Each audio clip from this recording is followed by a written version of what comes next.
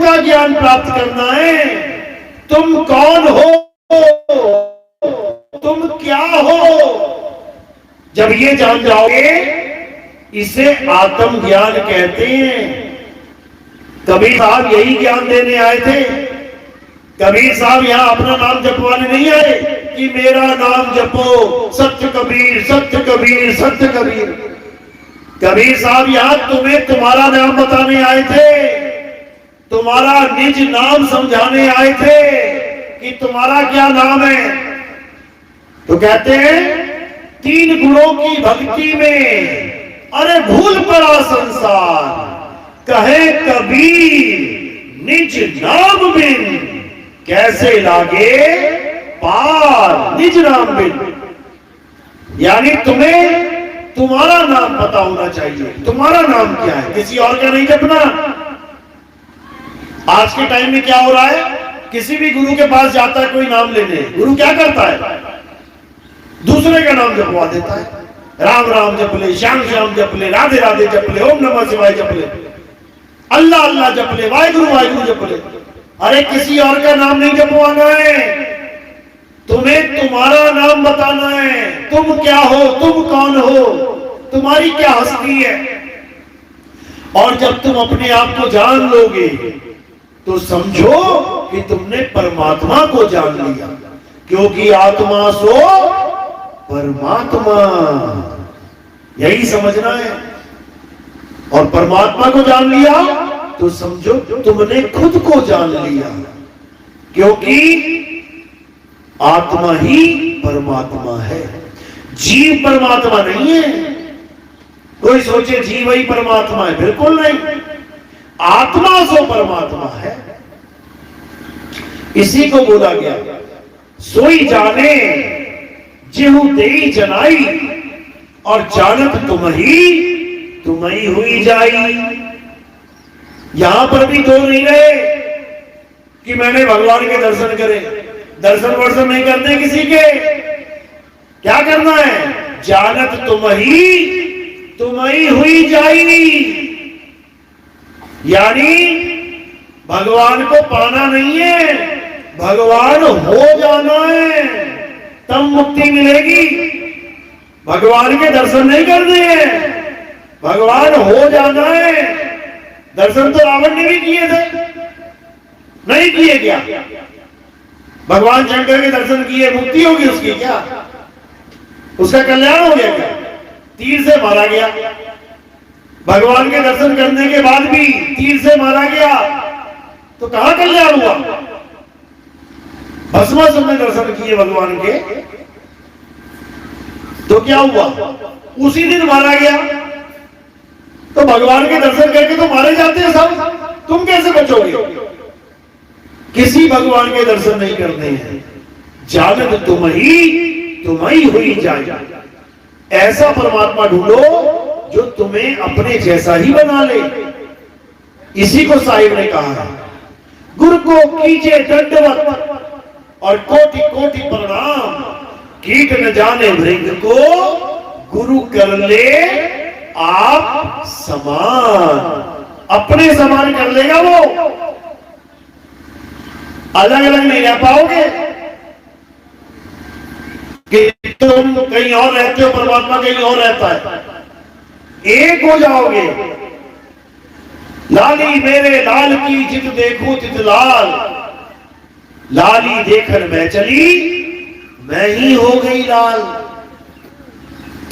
यानी हर जगह दो से एक होने का इशारा मिल रहा है, हर जगह।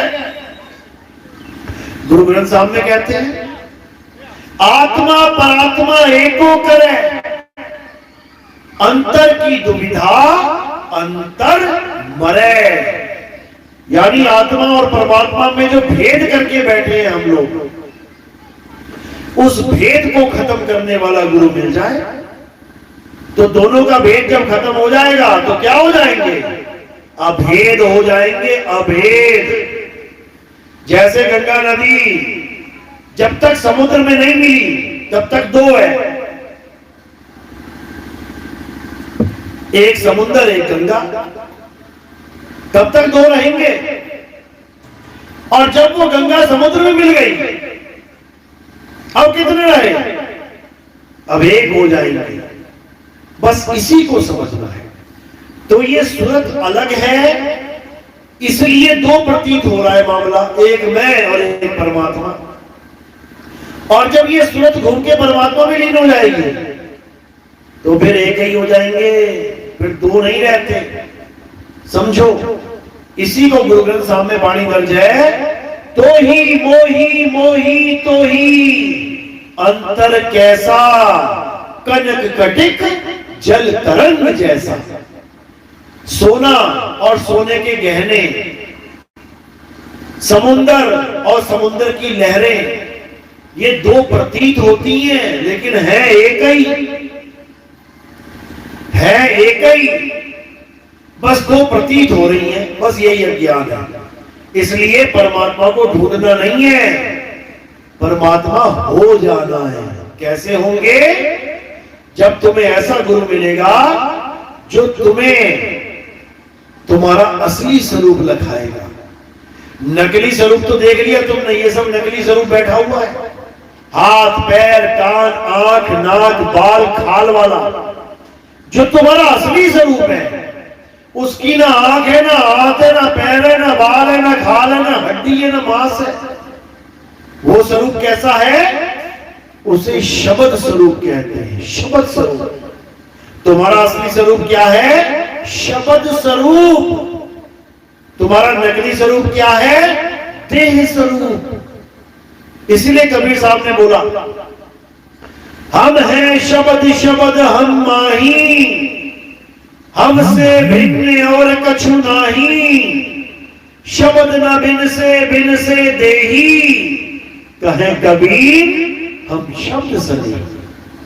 कहते हैं हम हैं शब्द, यानी मैं अविनाशी आत्मा हूं। शब्द हम माही, उसी अविनाशी आत्मा से ये सारे शब्द निकलते हैं। तुम्हारे मुंह से जितनी आवाजें निकल रही हैं, जितने शब्द निकल रहे हैं, किसकी वजह से? उसी आत्मा की वजह से। और जैसे ही आत्मा ने शरीर छोड़ दिया, अब शब्द निकल के दिखाई पड़े। तो कह रहे हैं हम हैं शब्द, शब्द हम माही, हमसे भिन्न अवर कछु नाही, शब्द न बिन से देही, कहे कबीर हम शब्द सने। शब्द न बिन से, यानी शब्द का कभी नाश नहीं होता, क्योंकि शब्द क्या है? शब्द ही परमात्मा है, शब्द ही हमारा निज स्वरूप है। समझो, साहिब समझा रहे हैं बीजक में, शब्द हमारा तू शब्द का, सुन मत जा सरक, जो चाहे निज रूप को, तो शब्द ही ले परख। परख ले उस शब्द को जो तेरा गुरु तुझे दे रहा है। कहीं 52 अक्षरों से बनने वाला शब्द तो नहीं पकड़ा दिया? कहीं तेरे गुरु ने हिंदी पंजाबी उर्दू फारसी का नाम तो नहीं पकड़ा दिया? कहीं तेरे गुरु ने बोलने वाला नाम तो नहीं पकड़ा दिया? कहीं तेरे गुरु ने जपने वाला नाम तो नहीं दे दिया कि तोते की तरह जपते चले जा रहे, जपते चले जा रहे, बर्बाद हो जाओगे? साहिब समझा रहे हैं, वो को कहां ढूंढे रे बंदे, मैं तो तेरे पास में, ना मैं जप में, ना मैं तप में, ना एकांत निवास में, ना मंदिर में, ना मस्जिद में, ना काबे कैलाश में, खोजी होए तुरंत मिल जाऊं एक पल की तलाश में। और कहे कबीर सुनो भाई साधो, मैं तो हूं विश्वास में। समझो बात को, यानी कोई भी मंत्र, कोई भी जंत्र, कोई भी तंत्र अगर तुम्हें तुम्हारे गुरु ने दे दिया तो समझो कि तुम्हारा जीवन बर्बाद कर दिया। तुम मंत्र जपते जपते मर जाओगे, कभी सत्य को प्राप्त नहीं कर पाओगे। और अगर ऐसा गुरु मिल गया जिसने तुम्हारे सारे मंत्र जंत्र छुड़वा दिए और उस एक परम तत्व का ध्यान करना सिखा दिया तो समझ लो कि तुम्हारा काम बन जाएगा। इसी को साहिब ने समझाया। श्वासा की कर सिमरनी, यानी ये लकड़ी वाली सिमरनी छोड़ दे, ये माला फेरना छोड़ दे, ये नाम जपना छोड़ दे। कह रहे हैं श्वासा की कर सिमरनी, कर अजपा का जाप, परम तत्व का ध्यान धर, सो हम आपे आ। कहते हैं ये लकड़ी की माला छोड़, ये मंत्र जंतर जपने छोड़, भगवान के नाम जपना छोड़, और क्या कर, उस परम तत्व को जान जिसकी वजह से सारे भगवानों के निकलते हैं तेरे मुंह से नाम। जैसे तुम्हारे मुंह से निकला राम राम राम, किसकी वजह से? आत्मा की वजह से। तुम्हारे मुंह से निकला अल्लाह अल्लाह अल्लाह, किसकी वजह से? आत्मा की वजह से। तुम्हारे मुंह से निकला वाहिगुरु वाहिगुरु, किसकी वजह से? आत्मा की वजह से। तुम्हारे मुंह से निकला यहोवा यहोवा, किसकी वजह से? आत्मा की वजह से। ये सारे नाम किसकी वजह से निकल रहे हैं? आत्मा की वजह से। तुम घर से ऑफिस जा रहे हो, किसकी वजह से? आत्मा की वजह से। तुम घर से मंदिर जा रहे हो, मस्जिद जा रहे हो, गुरुद्वारे चर्च जा रहे हो, किसकी वजह से? आत्मा की वजह से। तुम मंदिर से घर वापस आ पा रहे हो, किसकी वजह से? आत्मा की वजह से। तुम इस पंडाल में आके बैठे हो, किसकी वजह से? आत्मा की वजह से। और इस आत्मा को ही नहीं जानते। आत्मा का नाम सुना है ना सबने? आत्मा, अपनी अपनी आत्मा लेके आए हो साथ में कि किसी के घर में छूट गई? लेके आए हो साथ में? हाथ लगा के चेक कर लो जरा एक बार, हाथ लगाओ जरा, कहां लगाओगे? शरीर को ही हाथ लगा सकते हो, आत्मा को कैसे हाथ लगाओगे? और क्या गारंटी है, क्या प्रूफ है कि तुम्हारे पास आत्मा है? कैसे सिद्ध करोगे तुम्हारे पास आत्मा है? एक पंखा चल रहा है और एक पंखा रुका है, वहां सिद्ध कर सकते हैं, एक में करंट है एक में नहीं है। तुम कैसे सिद्ध करोगे तुम्हारे पास आत्मा है कि नहीं है? ये जो तुम बोल रहे हो ना, ये जो तुम चल रहे हो ना, ये जो तुम हंस रहे हो ना, ये जो तुम गा रहे हो, बजा रहे हो, खा रहे हो, पी रहे हो, ये सब आत्मा की वजह से ही है। और जैसे ही आत्मा शरीर को छोड़ देगी तो क्या होगा? मिट्टी की ढेर की तरह पड़ जाओगे, नीचे लाश कहलाओगे। अभी जिंदा हो तो किसकी वजह से? आत्मा की वजह से। इसीलिए कबीर साहब कह रहे हैं कि जिसकी वजह से तेरी उंगली हिल रही है, तेरे पैर हिल रहे हैं, तेरी जुबान हिल रही है, तेरा शरीर हिल रहा है, उसको तो जानता नहीं है। और जो कभी ना हिले ना डुले ना बोले ना खोले, उसको भगवान मान के बैठ गया है। पत्थरों को भगवान मान लिया है और आत्मा को कचरे के ढेर में फेंक रखा है। जरूरत ही नहीं है जानने की। बताओ। इसीलिए कबीर साहब ने कहा, जल में मीन प्यासी, मोहे देखत आवे हंसी, आत्म ज्ञान बिना नर भटके, कभी काबा कभी काशी। कौन से ज्ञान के बिना नर भटक रहा है?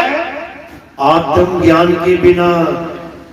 इसी आत्म ज्ञान को सब संतों ने, सब महात्माओं ने अपनी अपनी वाणी में व्याख्या किया। सबने आत्मा का जिक्र किया, लेकिन ये बेचारा भोला जीव समझ ही नहीं पाता।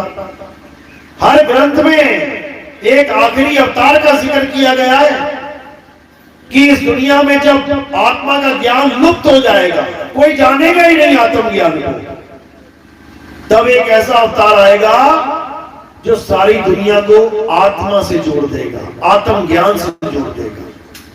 हिंदू धर्म में उसे कल्कि अवतार कहा गया कि कल्कि अवतार आएंगे, घोड़े पे बैठ के तलवार लेके आएंगे और सारी दुनिया को क्या कर देंगे? सनातनी बना देंगे। सनातन का मतलब क्या है? आत्मा ही सनातन है। वो आत्मज्ञानी बना देंगे सबको। यही कुरान में बोला गया। हदीसों में क्या बोला गया कि दुनिया खत्म होने से पहले इमाम मेहदी आएंगे और सारी दुनिया को क्या बना देंगे?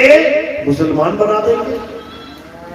मुसलमान का मतलब ये नहीं होता कि तुम टोपी पहन लो, मूंछ कटा के दाढ़ी रख लो, मुसलमान बन गए। तुम पैजामे ऊंचे ऊंचे पहनने लग जाओ, मुसलमान बन गए। तुम नमाज पढ़ने लग जाओ, मुसलमान बन गए। ऐसा बिल्कुल नहीं है। मुसलमान दो शब्दों से मिलकर बना है, मुसल्ला और ईमान। जब तक ये दोनों चीजें तुम्हारे पास नहीं होंगी तुम मुसलमान बन ही नहीं सकते। ईमान तो सबको पता है। ईमान का मतलब होता है ईमानदार, यानी अच्छे काम करने हैं, ईमानदारी से सारे काम करने हैं। ये तो सबको समझ में आता है। कहते भी हैं मुसलमान लोग, भैया ईमान में आ जाओ, ईमान ले लो। यानी उनको ईमान में आ गए तो मुसलमान हो गए। ऐसा बिल्कुल नहीं है। मुसल्ला भूल जाते हैं ये लोग। मुसल्ला क्या होता है? जिसपे खड़े होकर नमाज पढ़ी जाती है। एक तो 250-300 रुपए का मुसल्ला आ जाता है, ये नकली है। जो असली मुसल्ला है, जहां पे खड़े होकर असली नमाज अता होगी, वो कुछ और है। उसी को हमारे हिंदू धर्म में मृगशाला बोलते हैं। मृगशाला तुमने देखा होगा, पुराने ऋषि मुनि बैठे होते हैं आसन लगा के, तो नीचे मृगशाला बिछी होती है। अब मृगशाला का मतलब क्या होता है? हिरण की खाल। अब यानी वो बाबा तो बेचारा भक्ति करने बैठा, पहले हिरण को मारे और उसकी खाल खींचे, तब जाके वो मृगशाला में बैठे। तो यानी पहले पाप करे फिर पुण्य कमाए। ये सांकेतिक ज्ञान होता है। मृगशाला और मुसल्ला एक ही चीज है। एक ही चीज है जिसके ऊपर बैठ के भक्ति की जाती है। वो मृगशाला और मुसल्ला क्या होता है? वो बहुत ही नरम होती है। मृगशाला क्या होती है? हिरण की खाल की जरी बनती है, बहुत नरम होती है, यानी बड़ी अच्छी नरम मुलायम। उस मुलायम हिस्से को मृगशाला कहते हैं, जिसपे बैठ के लगेगी क्या बात है। और मुसल्ला भी ऐसा ही होता है, ऊपर से बिल्कुल मुलायम होता है। ये नकली है। असली इबादत कहां की जाती है? वो मुसल्ला कहीं और लगा है। उस मुसल्ले का भेद बताने वाला, उस मुसल्ले पे खड़ा करवाने वाला, उस मुसल्ले के ऊपर नमाज पढ़वाने वाला, उसे सतगुरु कहते हैं, उसे कामिल मुर्शिद कहते हैं। अरबी भाषा में कामिल मुर्शिद, केवल मुर्शिद नहीं, कामिल, केवल गुरु नहीं, सतगुरु उसे कहते हैं। तो उसी का जिक्र हदीसों में है, उसी का जिक्र गुरु ग्रंथ साहब में। उसमें क्या बोला गया कि एक मर्द का चेला आएगा, आण 78 जान 97 होर भी उठसी, मर्द का चेला। यानी जब सारे मर्द को भूल गए होंगे, मर्द यानी परमात्मा, जब सारा संसार परमात्मा को भूल गया होगा कि परमात्मा से कैसे कनेक्शन जोड़े, और परमात्मा के नामों में फंस गया होगा, 52 अक्षर के नामों में फंस गया होगा, तब एक मर्द का चेला आएगा जो 52 अक्षरों से सबको छुड़वा देगा और आदि अक्षर परमपिता परमात्मा से जुड़वा देगा। इसी की महिमा बाइबल में बोली गई कि ईसा अभी मरे नहीं है, वापस आएंगे, और जब वो वापस आएंगे तो सारी दुनिया को क्या बना देंगे? क्रिश्चियन बना देंगे। यानी सबको सत्य का भेद समझा। यही यहूदियों में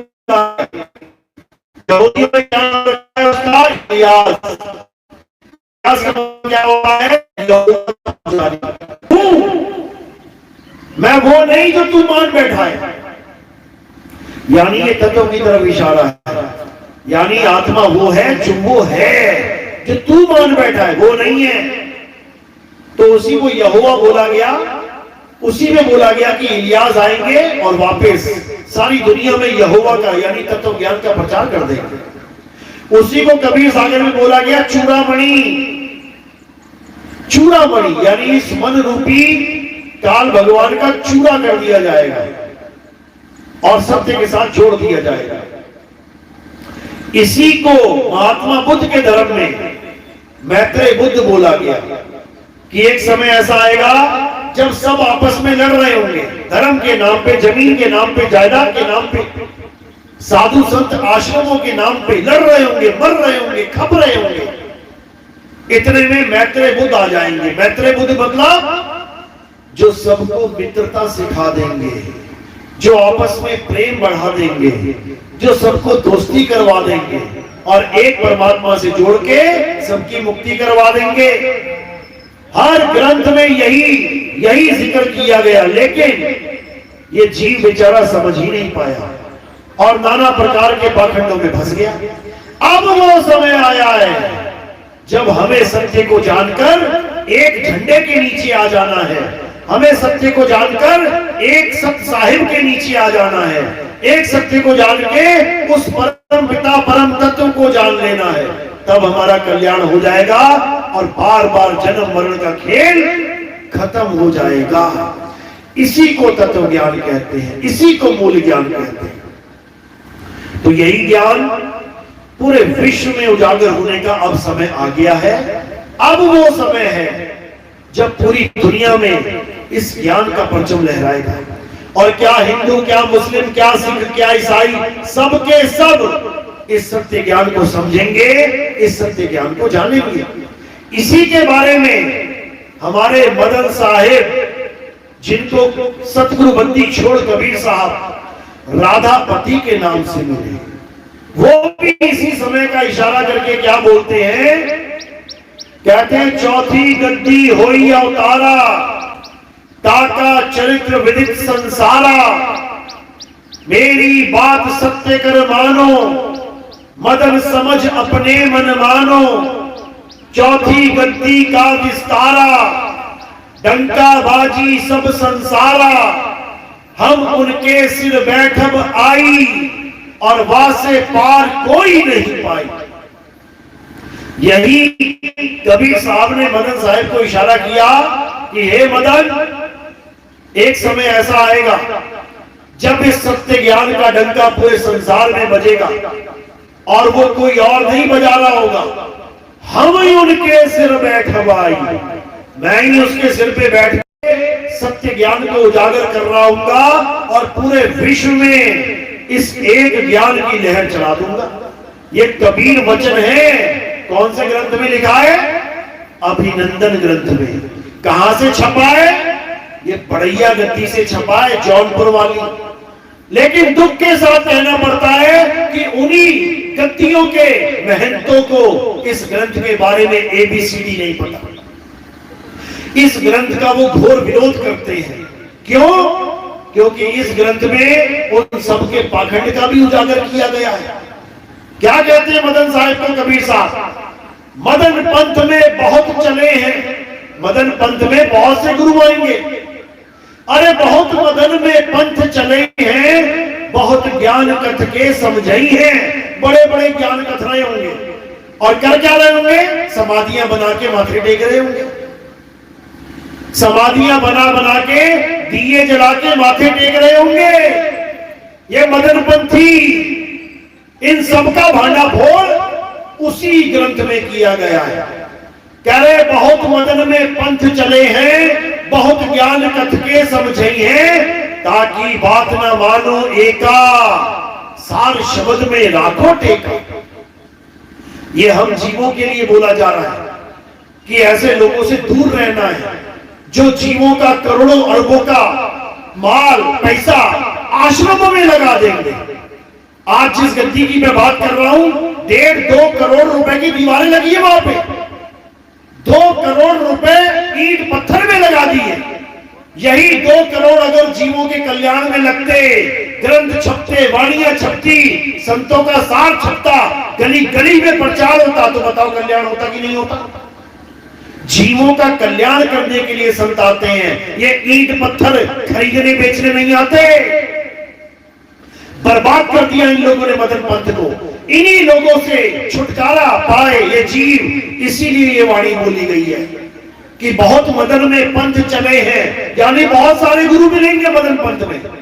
कोई कहेगा हमसे नाम ले लो, कोई कहेगा हमसे नाम ले लो, और क्या करेंगे? गांजा फूकेंगे, तंबाकू खाएंगे, जर्दा खाएंगे, बीड़ी फूकेंगे और गुरु कहलाएंगे। अरे बहुत मदन में पंथ चले हैं, बहुत ज्ञान कथे समझाइए, बड़ा बड़ा ज्ञान कथेंगे जैसे परमात्मा इन्हीं के पास बैठा हुआ। इनकी बात ना मानो एका, इनकी कोई बात मत मानना, सार शब्द में राखो टेका। जो सार शब्द का भेद समझाए और इस माया से दूर करे, केवल उसके साथ जुड़ना है। और कौन है वो? खुद बता दिया है कि उनके सिर हम बैठब आई, वासे पार कोई नहीं पाए। यानी जो सारे संसार में प्रचार करेगा, समझ जाना मैं ही बैठा हूं उसके सिर पे। मैं कुएं का मेंढक नहीं, मैं पूरे संसार का साहिब हूं, समझ जाओ। ये वो पंथ नहीं है जो कुएं में बैठ के चलाया जाता है कि अपना आश्रम बना लिया, अपना काम बन गया, भाड़ में गई जनता। ये ऐसा पंथ नहीं है भाई, ये ऐसा पंथ है जो पूरे संसार को एक करने का ताकत रखता है, जो पूरे विश्व को एक करने की हिम्मत रखता है। ये वो पंथ है, समझो इसको। तो यही कबीर साहब ने समझाया कि पाखंडवाद से दूर हो जाओ, इस आश्रमवाद से दूर हो जाओ। राजा पीपा जिसका चेला था, बताओ कितना बड़ा आश्रम बनाया उसने, छोटी सी कुटिया में रह के चले गए। ये लोग कुटिया में नहीं रह सकते, इनको बड़े बड़े आश्रम चाहिए, बड़ी बड़ी गद्दियां चाहिए, बड़े बड़े संगमरमर चाहिए इन लोगों को। ये तुम्हें ज्ञान देंगे, बेटा कम में जीवन जियो, छोटे में जीवन जियो, रूखा सूखा खा लो। और खुद क्या खा रहे हैं, खुद क्या कर रहे हैं? अरबों खरबों का पैसा इन्होंने आश्रमों में लगा रखा है। तुम्हें कहेंगे छोटे मकान में भी रह लो, भगवान का भजन करो, लेकिन खुद नहीं रह सकते छोटी सी झोपड़ी में।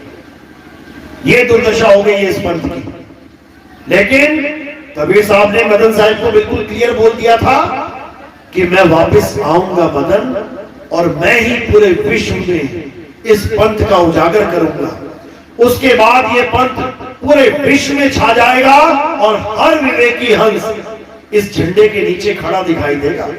और वो समय आ गया है। बोलिए परमपिता परमात्मा की सदा ही जय हो। साहिब बंदी की सतनाम।